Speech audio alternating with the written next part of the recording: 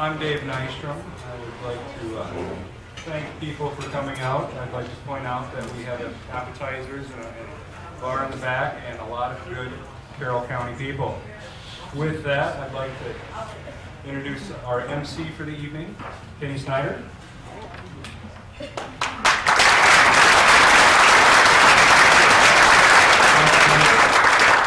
Hopefully everyone can hear me. Jim, can you hear me in the back?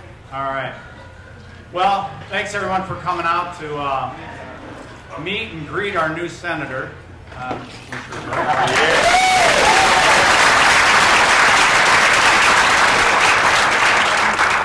know Adam mainly from business.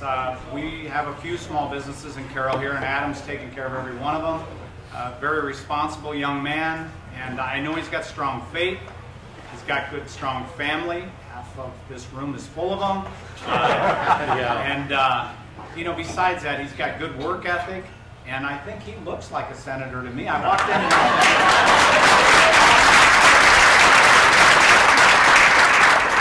I wasn't going to do this, but I'm going to do it. I didn't write anything down. 76 days ago, most of you know I was in a near-fatal accident, and I laid in a pasture and almost died.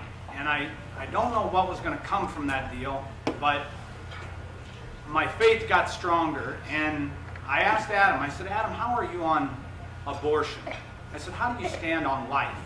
And he told me, and I'm telling you, it was a half-hour talk, and it was after I just came from physical therapy, which happened to be next door to Adam's office. And I listened to him for a half hour, and believe me, the man is strong on pro-life. And when he asked me if I would come here and introduce the governor of the state of Iowa, I said, piece of cake, I'll do it.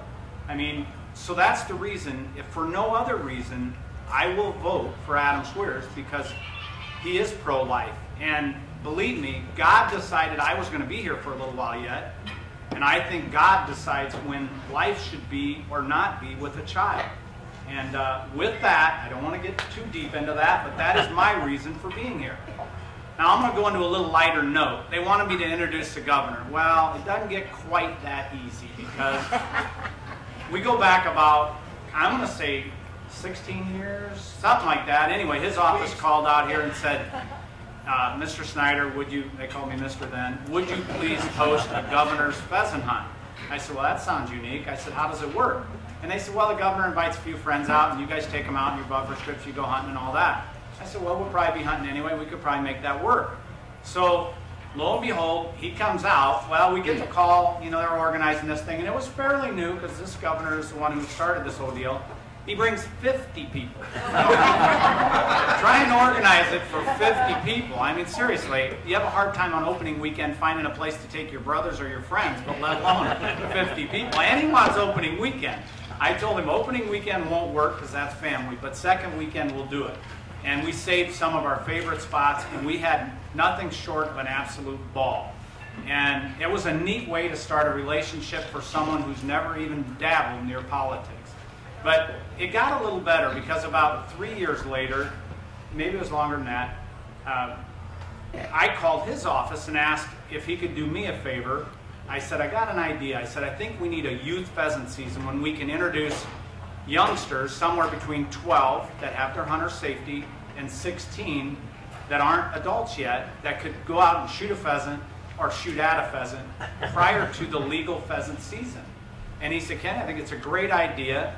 He said, but we got a couple obstacles. First, we need the DNR to come up with that idea, because that's a good idea, but our people need to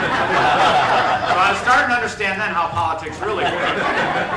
But he said, I'll get back to you. So it wasn't too long, a year or two later, the law was passed, and we had a youth pheasant season. What was really the highlight is he brought his son Marcus out, and we hunted. Marcus and Stephanie, my youngest, hunted together. And I don't remember actually if we had success or not. It was Marcus a success. got a bird. Marcus did get a bird. All right. Then Stephanie got a bird too. But